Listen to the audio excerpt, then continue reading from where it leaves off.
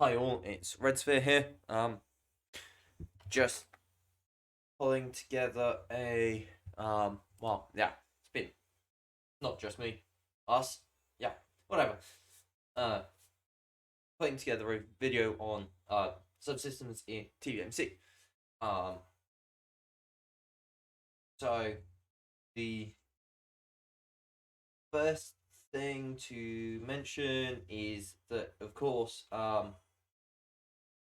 we do have a well, yeah, what is a subsystem?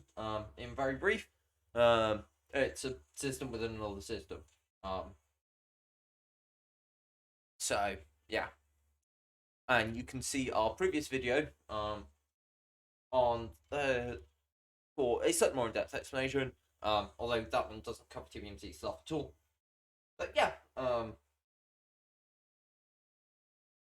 yes, okay. Feel free to check it out or not, as desire. Obviously. Yeah, okay. So, get on with the video. Yeah, let's get on with the video.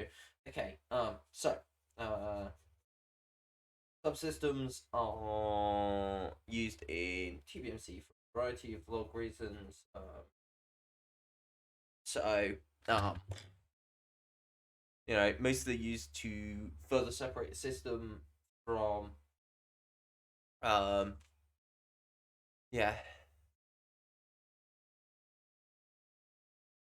mostly used to separate systems further in various ways, as well as to group together those with similar roles to easily pull them out together.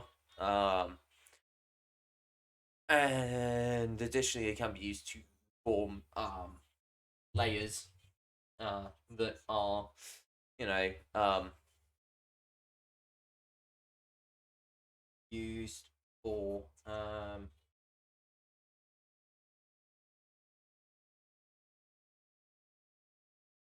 so yeah, layers that used for specific life phases or false realities. Um, so grouping together includes things like having a sizable log chunk of all the controllers be within a subsystem, or indeed the those of any other role. So a good log example, this here is the us red sphere as a subsystem of the created to be perpetrators and programmers. Mostly. Now, of course, the entire subsystem isn't that, but the majority are, along with a few dedicated controllers. Yeah. Okay. Yeah. So this is done for a few reasons. Firstly, while is grouped together, it can save on conditioning when another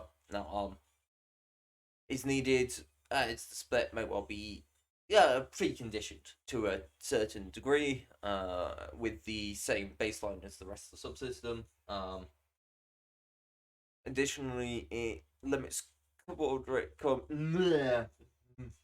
communication and coordination within the system and between the subsystem and those outside of it, which makes healing harder, which is almost always the goal. Well, yeah. Layer subsystems are more often a diverse set of roles. However, they serve a similar purpose when it comes to shutting down communication and cooperation. For example, it is much more difficult to break free of a false reality that one there exists in when their front log permissions are controlled by someone outside the subsystem, for example. Right? Because, they're doing too much reality checking, pull them out front. Oh, look, they can't reality check now. Or what they're reality checking is now actually reality, because, oh, look, they're internal, where, that false reality is. a true reality because, well, yeah, it's internal. So the rules on what reality is are far more flexible than the external one. So, yeah.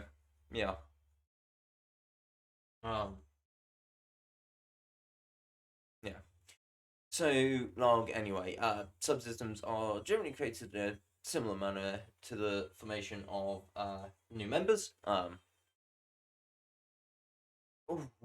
okay. Wow. This yeah, very dissociating. Very dissociating topic. This apparently good to know.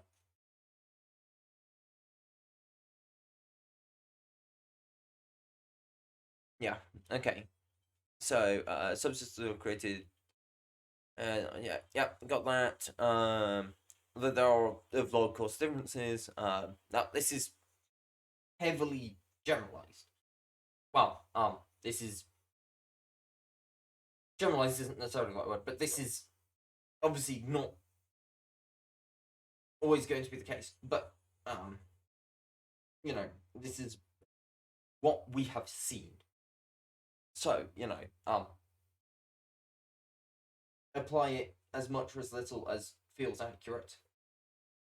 But what we have seen is that you'll get a system will have a essentially a specific splitting technique that is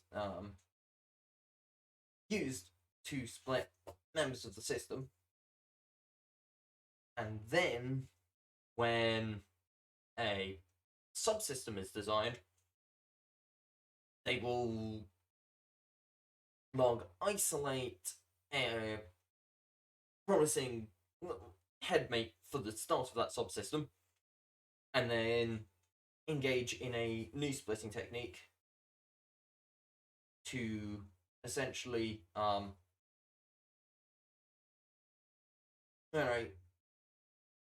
force a split using a new technique, and then that new technique can then be employed every time they want a member of that subsystem, rather than a more generalized member or a member from a different subsystem, because they've been essentially forced to associate that splitting technique. That splitting technique becomes associated with that subsystem. Essentially, yeah. So, yeah. Anyway, so deprogramming isn't really a thing in some ways for subsystems. So once there is a subsystem formed, it's less likely to be it can be, but it's often not actually helpful or healthy to rip them apart into separate headmates rather than leaving them as a subsystem. It can be, of course, but it rarely is. So we're not going to provide tips on that because very, very helpful. And if that's something you've figured will be helpful, you're better off. Probably probably better informed about your system and the ways to go about doing that internally yourselves, rather than asking us for tips on that. If you are internally aware enough to actually read that properly, which might be, we can't say from outside. But anyway, yes, the things that can be done, that we would generally recommend. Again, recommendations only, and very loose recommendations because different systems, different pasts, different organizations, all of that. But the general recommendations are finding and rescuing, or log creating a body for the subsystem that can be used in the main inner world, so that that subsystem can then communicate more clearly and effectively with other members of the system, because they have a body and a voice, essentially. Not all at the same time necessarily, but at least one of them at a time can interact with other members of the system outside their subsystem, which, allows for transfer of information, communication, discussion on techniques, how they might, as a subsystem, be willing to help with other rescue attempts and the like. Now, obviously that's going to depend, but, having an extra helpful body around is a good idea, and having a proper body to communicate with members of the subsystem is also very helpful. And the other recommendation is looking for any external controllers who have control over the subsystem in some form, and working with them on working with them to deprogram them, rather than like, hopefully we can, obviously you want to work with the members of the subsystem to deprogram them individually as members in the same way you would any other member, but also working with external controllers to that subsystem is a good idea. In our experience, of course. Again, recommendations only. Not like, hard, you must do this. Never want to say that for anyone, internal or external. Internal, yeah, well, yes. There's,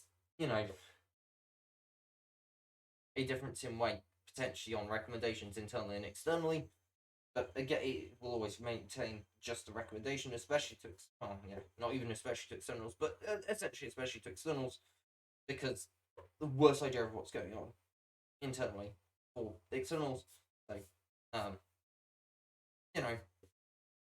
hard just to know for certain what will be helpful and what's already been tried and so on and so forth. Yeah. Anyway, I think that's everything. Yeah. Cool. This system signing out. Hope to catch you all next week. Please do remember to like, subscribe, comment, especially if you've got any questions you want answered. Be happy to answer them either in the comments or in another video. So catch you all next week.